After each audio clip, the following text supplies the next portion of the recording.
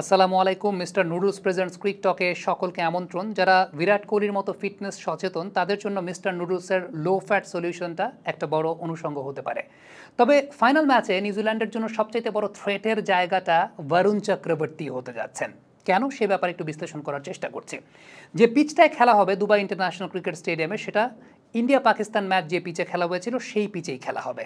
এখন সেই পিচের পরিসংখ্যান যদি আমরা একটু লক্ষ্য করে দেখি তাহলে দেখব স্পিনাররাই বেশি ভালো বোলিং করেছেন, এবং স্পিনারদের ক্ষেত্রে ইকোনমি রেটের কথা যদি চিন্তা করেন বা বোলিং অ্যাভারেজ চিন্তা করেন, সেটা পেসারদের চাইতে অনেক বেশি মাত্রায় সমৃদ্ধশালী।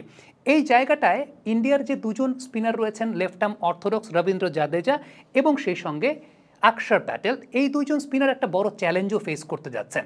চ্যালেঞ্জটা কোথায় ফেস করতে যাচ্ছেন? প্রথমত যে বিষয়টা সেটা হচ্ছে টপ অর্ডারে একজন প্রমিনেন্ট বা হাতি ব্যাটার, যেটা এই টুর্নামেন্টে বাংলাদেশের এগেনস্টে সেটা শান্ত বা তানজিদ তামিম ছিলেন, আমি সেটা ধরছি না, কিন্তু এই টুর্নামেন্টে আর কোনো টিমের টপ অর্ডারে এরকম প্রমিনেন্ট বা হাতি ব্যাটার ছিল না, যেটা নিউজিল্যান্ডের আছেন রচিন রবীন্দ্র।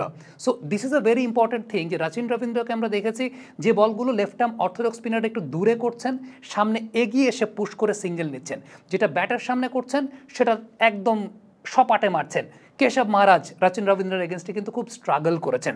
সো আলটিমেটলি ইন্ডিয়ার এই দুই স্পিনার রচিন রবীন্দ্রের এগেনস্টে একটা বড় ধরনের চ্যালেঞ্জ কিন্তু পেতে যাচ্ছে, অ্যালং উইথ টম লেইথাম, যিনি প্রচুর পরিমাণে সাইড শট খেলেন, সুইপ খেলেন, রিভার্স সুইপ খেলেন। সো এটা একটা বড় চ্যালেঞ্জের জায়গায় ইন্ডিয়ার এই দুই স্পিনারের জন্য হতে যাচ্ছে যে টম লেইথাম এবং সেই সঙ্গে রচিন রবীন্দ্র এই দুজনকে কীভাবে হ্যান্ডেল করবেন। সেই জায়গাটাতে বরুণ চক্রবর্তী অ্যামেজিং টেস্ট এবং ডিফারেন্ট ফ্লেভার্স নিয়ে নিউজিল্যান্ডের জন্য একটা থ্রেট হতে পারে।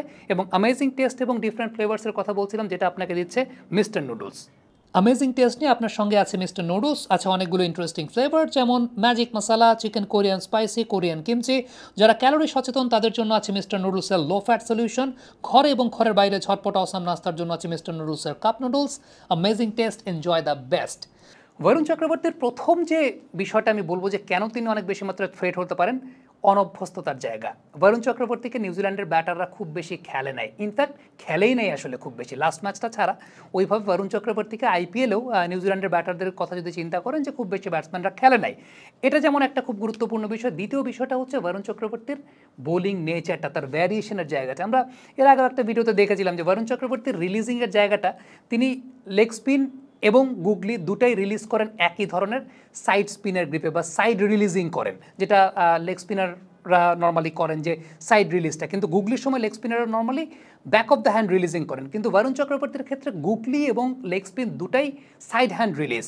দ্বিতীয়ত যে বিষয়টা সেটা হচ্ছে পার্থক্যটা ব্যাটসম্যানরা এতদিন পর্যন্ত বুঝতেন কিভাবে, যখন তিনি লেগ স্পিন করছেন তখন বলের সিম পজিশনটা ওই যেটা লেগ স্পিনারদের ক্ষেত্রে হয় সেরকম সিম পজিশন, আর গুগলির ক্ষেত্রে সেটা স্ক্র্যাম্বলড সিমে যায়। বাট লাস্ট ম্যাচে ব্রেসওয়েলকে বরুণ চক্রবর্তী যেভাবে আউট করেছেন, সেক্ষেত্রে লেগ স্পিনটাই গেছে, তিনি লেগ স্পিনই করেছেন কিন্তু সেক্ষেত্রে স্ক্র্যাম্বল সিমে গেছে। তার মানে আমরা যদি একটু পাশাপাশি দেখাই যে বরুণ চক্রবর্তীর লেগ স্পিনেও দুই ধরনের ভ্যারিয়েশন আছে, একটা নর্মাল সিমে যায়, একটা স্ক্র্যাম্বল সিমে যায়। এখন লেগ স্পিনটা আপনি ডিটেক্ট করতে পারছেন না, আবার গুগলি লেগ স্পিনের পার্থক্য আপনি বুঝতে পারছেন না, কারণ রিলিজিং একই রকম।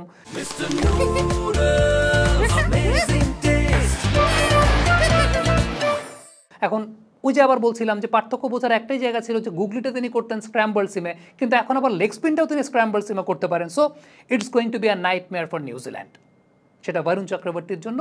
অ্যাপার্ট ফ্রম দ্যাট আমার কাছে মনে হয় যে নিউজিল্যান্ডের ব্যাটাররা চ্যালেঞ্জটা দিতে পারবে বাকি দুই লেফট আর্ম অর্থোডক্স স্পিন বোলারকে, আকসার প্যাটেল এবং জাদেজা। এবং কুলদীপ ইজ দেয়ার, ইন্ডিয়ার একটা সবচেয়ে বড় অ্যাডভান্টেজের জায়গা, they have the variations. Kuldeep থাকাতে ওই ভ্যারিয়েশনের জায়গাটা অনেক বেশি মাত্রায় বৃদ্ধি পেয়েছে, চ্যালেঞ্জটা তিনি অনেক বেশি মাত্রায় ক্রিয়েট করতে পারবেন। এবং আমার কাছে মনে হয় যে যখন লেফট হ্যান্ডেড ব্যাটসম্যান ব্যাটিং করবেন, কুলদীপও আর একটা বড় ফ্যাক্টর হতে পারবেন। যদিও কুলদীপকে এই টুর্নামেন্টে যদি আমাকে বলেন যে আমি কুলদীপের কাছ থেকে যেরকম প্রত্যাশা করি, কুলদীপ যাদব আরও ডেডলি, কুলদীপ আরও ডেডলি নর্মালি। বাংলাদেশের সঙ্গে যে ম্যাচটা কুলদীপ খেলেছেন, আমি সাম্প্রতিক সময়ে কুলদীপকে এত রংহীন অবস্থায় দেখি নাই, যে কুলদীপের লেভেলটা আরও অনেক ওপরে। দেখা যাক তিনি ফাইনাল ম্যাচে তার লেভেলটা টাচ করতে পারেন কিনা। এবং নিউজিল্যান্ডের পয়েন্ট অফ ভিউ থেকে আমি বলবো যেটা, যে নিউজিল্যান্ড আলটিমেটলি তাদের যে লাইন আপ আছে টম লেইথাম এবং সেই সঙ্গে Rachin Ravindra, this two batters are going to be the key factors for New Zealand. আর ইন্ডিয়ার ক্ষেত্রে Varun Chakravarthy is going to be the threat for New Zealand. Comment বক্সে আপনাদের মন্তব্য মতামত প্রত্যাশা করছি।